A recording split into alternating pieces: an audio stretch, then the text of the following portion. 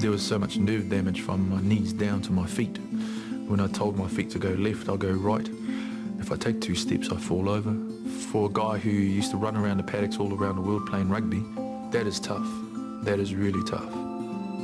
It's basically turned into a full journey.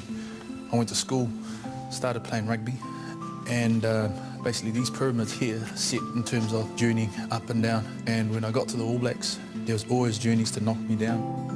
I was finding that the cuts I was getting in the rugby games and so forth weren't healing as quickly as I thought they should. So we ran a couple of tests, and they come back with these abnormal readings in terms of my kidney function.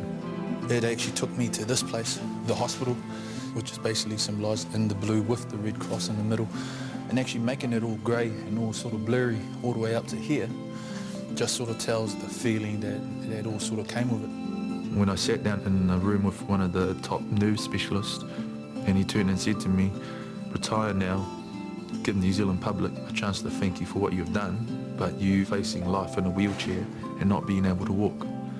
That was tough to accept.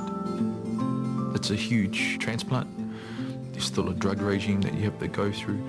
I went, okay, I'll just start counting the days and the weeks and then the months, and they got through it finally. This symbolises not just my Polynesian heritage, it also symbolises my family and friends.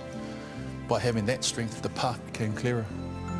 The surgeon that I sat with, he said that I would never make it to this point ever again. When you get backed into a corner, you only got one way to come, and that's come out swinging. And being able to actually climb those steps without having to hold on to my wife at home was the biggest mountain that I ever had to climb. To me, that was my Mount Everest. I got to play rugby again. I got to be able to walk. I got the gift of a second life. To me, I didn't lose anything. I actually gained more than I actually lost.